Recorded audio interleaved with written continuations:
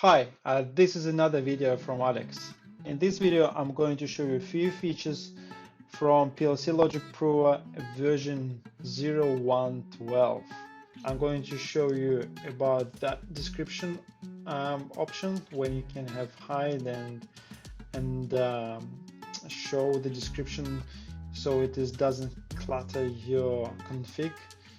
Also, I'm going to show you more about this skipped past and failed actions. We have now indicators while it's going through the test, or on the end of the test you can see how many passed, failed or skipped. And one more, which is more important, a feature we have in this version is you can set now action unit as non-critical, critical for the set and critical for the project. And I'm going to go through all of them to show you more. To get started, I will show you the PLC code we're using. So we're using exactly the same program like we used before. So that is a mixer plant. Now we're getting back to our desktop and open PLC Logic Prover. In the PLC Logic Prover, you can see that is a new version. It's a version 12. So here we can see there is no description anymore. It's just hidden. So when you write a name, you can add more into your description, and this description will be not shown in your output log, in your test results. So keep this in mind. And that is just only for if you need more describing the action. By default, it's going to be hidden. But I'll show you one example. If you do have description, let's say it sets inputs, and I save that. Just hide this for a moment. So if I go to the next one, you can see the description is hidden, but when you have description will be always shown by default, but you always can hide it if it's needed. So that was first one. The second one is to show you that we have now badges indicating how many actions skipped, passed, and failed during the test run. To show you the badges in action, I'm going to create an action set, new action set. I will call this demo for version 0.1.0.12, 0.1.12. I will place it just above static alarms. So it's here.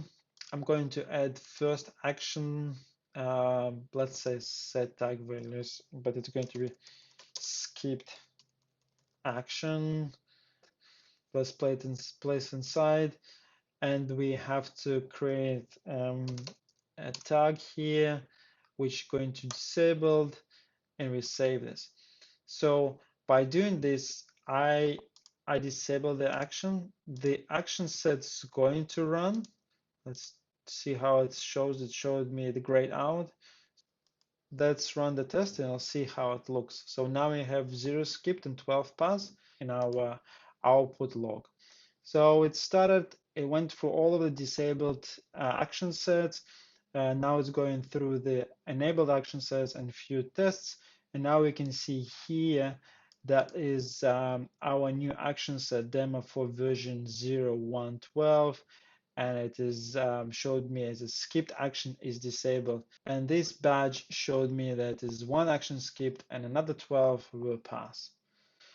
So next I will show you how it shows you failed. So I'm going to not edit this. I will probably add another one. Let's say should fail. That will, and we'll do some checks. All right. So let's create this one where we're going to do system healthy, and we know that the system healthy should be 1, it should be healthy, but we put it to 1, so it needs to fail during the run. So I'll save this and I'll run this again. So now we can see 1 is skipped, 12 passed, and 1 failed. So I'll move on to another feature where we can set criticality. So let's see non-critical. If I will add an action, let's say I'll have just a delay. Let's say wait for 5 seconds, where I'm going to set this to 5 seconds. And when I'm going to run the test, you can see when it's reached the fail point, it still continue doing the action set as usual. So it was waiting for 5 seconds. So if I'll go back to the should fail action set action unit, and I will change it to set critical and save that. And when I will run this, let's see how it works. So as you can see, when it's reached the point when it's failed and the action unit is set to set critical, it will abort the current action set.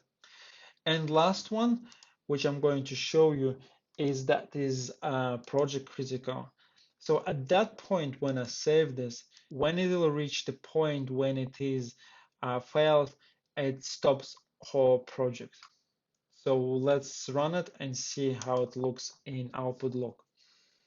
So we can see when it's reached the point when it's failed with this should fail action unit, it doesn't execute anything else, so just aborting the project.